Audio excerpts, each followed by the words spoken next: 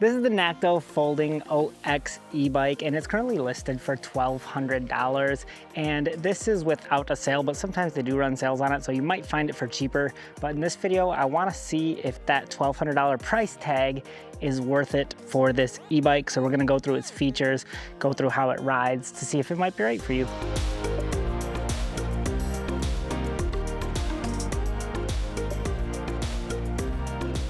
Since it's a folding e-bike, let's just start there at how it actually folds up. This took me a minute to figure out, actually. One, because I'm not the smartest, but two, because I didn't know what I was doing. So basically what you do is it has the safety little latch here that you unlatch and then you pull it to the side. But then to be able to actually fold it up, you have to lift this little lever up and then it folds in. So let me show you. The one downfall about this folding bike, like this is pretty condensed, but the one thing that I wish it included is handlebars that actually folded down, because these are still sticking up kind of in the way. So if you were to load this in like a car, oh, this is a little bit heavy. Oh boy, let me go around the other way.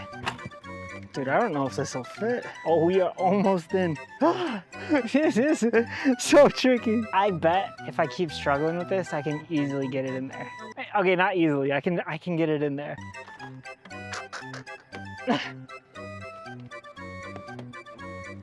Oh, buddy. So if these folded down, then that would be like an extra win for you if you did that. It's really not that hard to fold and unfold once you get the hang of it. You can also see that the pedals actually fold up too though. Easy peasy, did it with my shoe. Dude, it is hot out here. I'm about to ditch this, dude, it's so warm.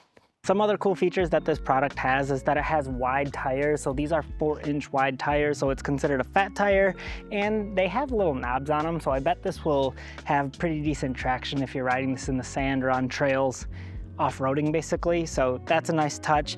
Comes with fenders as well to keep you clean. Then it also has a rear rack. And one weird thing about this rear rack is it has a little attachment point back here that looks like it would be perfect for holding a rear tail light, but a rear light isn't here. So you just have a front headlight. It would be nice if they included a rear tail light, but front headlight's still nice, and you can probably get something and slap it on here if you really want one. So the seat on this looks nice. It's a nice brown color. I actually don't mind the color as well. It's the silver.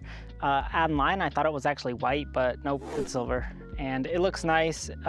You can see here the seat as well folds up. That way you have access to your battery, so that's a nice touch. This is a nice size battery as well. I think it gets you a max range of up to 60 miles. Now that's maximum, so you're probably gonna average less, maybe around 40 miles on one trip. So that's something to point out.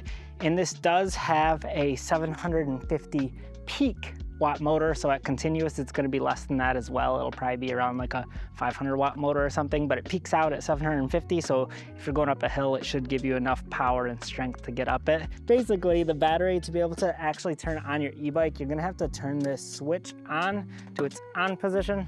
Well, technically I'm looking at it the wrong way. Turn to its on position to actually operate it. Then you can long press the display screen here, and then it's gonna show you your battery life, your miles per hour, your odometer, all those different features as well. And you can also toggle through the different pedal assist levels. There are 5. So it has a horn button. It also has this button right here in the center that says CUR. Don't know what those initials stand for, but basically if you hit that, it will actually toggle on and off your headlight. So that's that feature right there. That's the display screen. This is actually a crazy feature about this e-bike, is that it has a weight capacity of 400 pounds. And that's quite a bit compared to a lot of the other e-bikes that I've tested and reviewed. 400 pounds is a heavy weight load capacity for an e-bike. So I don't know if they have a different welding setup that they do, but that's a great weight capacity if you're heavier.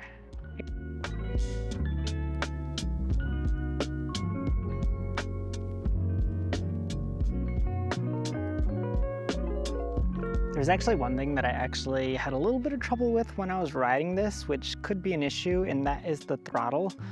So you can see here that this throttle, when you push it down, sometimes it gets stuck. And then you have to like click it back up yourself. So that could be really not good if you're riding and it gets stuck on you, because then it's like still throttling when you want to stop. Now when it comes to the ride quality of this e-bike, it has a top speed of 28 miles an hour, which is pretty quick for how small this e-bike feels, because this doesn't feel bulky or big. It feels pretty condensed, so it feels very comfortable to ride, especially if you're not the largest person. E-bikes can sometimes feel a little overwhelming, but this one feels super nice to ride as far as the size goes, so I'm pretty pleased with that. Other than that, the responsiveness of it felt decent. I noticed more of a lag when I pedaled versus when I throttled. The throttle was pretty responsive, but there was a slight lag from when you pedal to when the motor engages. So that's something I noticed about the riding experience.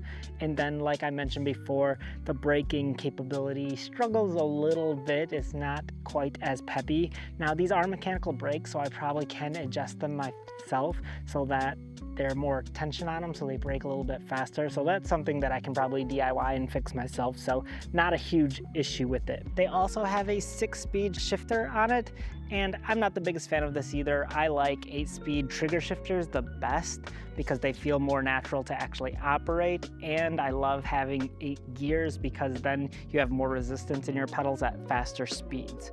Now, although it doesn't have the most premium brakes or a really premium shifter, I don't necessarily want to hold it against this e-bike, and that's because it still comes in at that affordable rate. A lot of times once you start upgrading features on your e-bike, like better brakes, better shifter, all these different mechanisms on it, then it's going to also increase the price of the product. So one of the ways that it's able to give you a more affordable e-bike is by kind of sacrificing on some of these other parts.